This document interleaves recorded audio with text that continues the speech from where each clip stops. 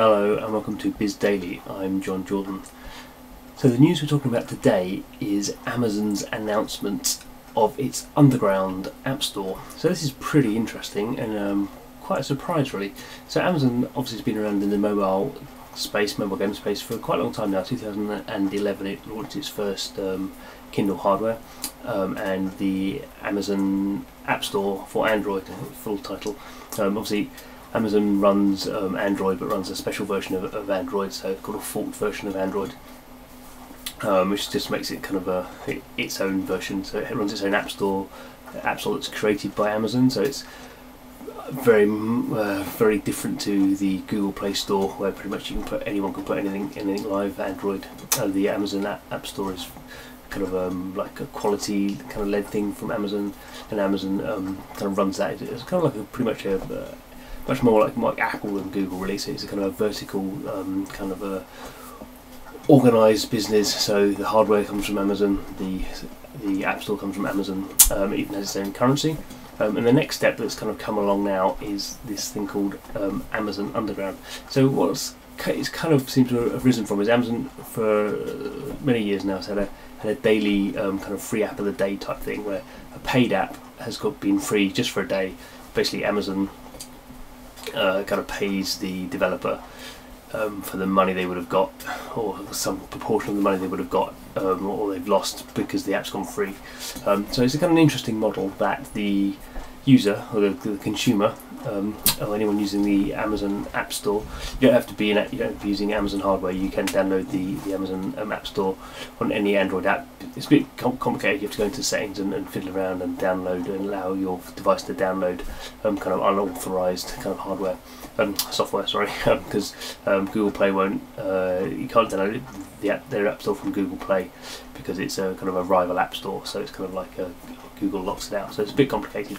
But anyway, for the consumer, if you get if you have the Amazon store, you get a free app every day. So obviously pretty compelling.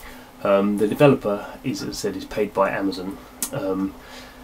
So to a degree, you kind of see a win-win, and obviously the point of Amazon doing this is it encourages people to use its app store, which is kind of what it wants. And the Amazon Underground kind of initiative is they kind of call it experimental at the moment, although it seems like a long-term kind of plan that just extends the model. So obviously at the moment, the bulk of the industry is in free-to-play games. Paid games are a small niche really. And Amazon's kind of new thing is what it calls kind of really free. So apps within this underground store. So it's another like separate store that's games have to be specifically kind of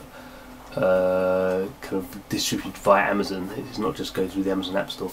But everything in there is free. So it's quite weird really. So there's some free-to-play games, and you go into the kind of store where you normally buy currency, and all the currency is free.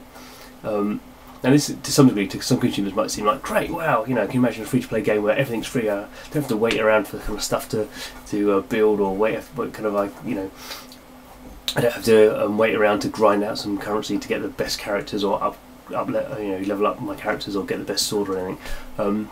It's all free, but then of course all that does is, for games that haven't been designed to be played in that way, it completely destroys the game experience. Because basically you just go through and you go, I start the game off and I have the maxed out character because I've just bought everything, and I just kind of there's no challenge in there at all. It's a very odd experience. So we'll have to see kind of how it works, but it is very interesting because for the consumer it's kind of taking this idea that you don't pay for anything. But you start using Amazon services, which is what Amazon obviously wants in their long term, wants more people using its services.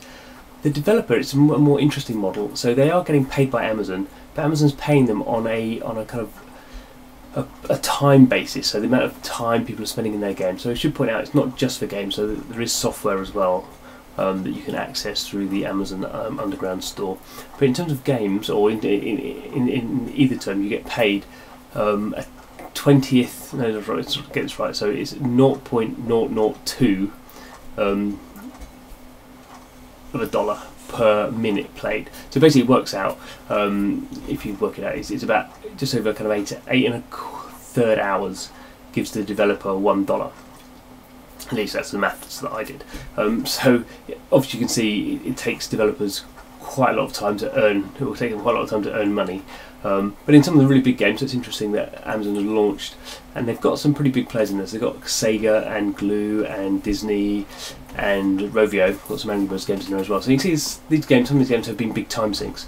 So particularly say Angry Birds. Angry Birds you bought for $1, maybe $2, and you might have put kind of 20, 30, 40, 50 hours into that. So you can kind of see for those type of games, this model would work, or potentially would work. I think it's much harder to see how it would work for the small indies. And suddenly, unless they start making games that have 100 hours of gameplay that are compelling enough for people to play through, it's going to be very hard for them to generate kind of decent revenues. And actually, you kind of think free-to-play is better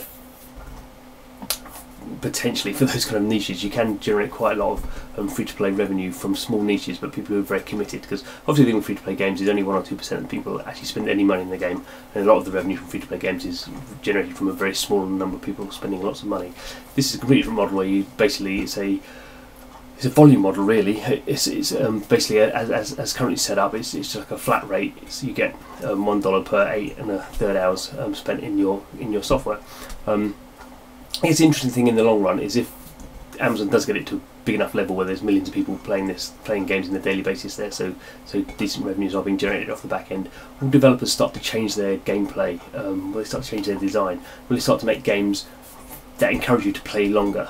Almost like an inverse of the old arcade games where you're trying to key you off quickly so you put another coin in. These would be games where you'd be repeating stuff, you'd be kind of replayability, you'd have kind of high scores, but it wouldn't be like Flappy Birds where you die really quickly. It'd be like games where where you spend a long time and then get to generate a high score, and then when that kind of game session's over, you are then addicted enough to go back in or beat your high scores. There's a very different model that could arise from this.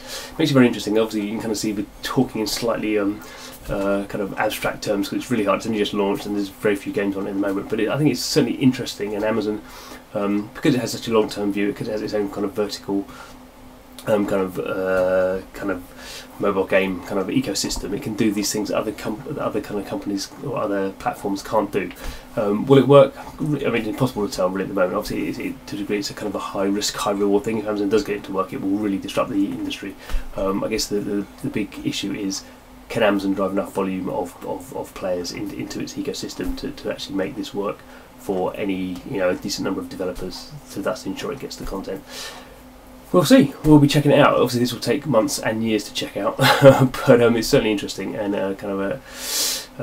we'll see. I guess if that does start to gain traction, then we'll probably see other kind of platform holders trying to do something similar.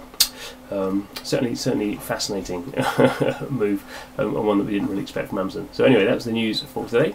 Come back tomorrow, and we'll see what the news is then. See you then.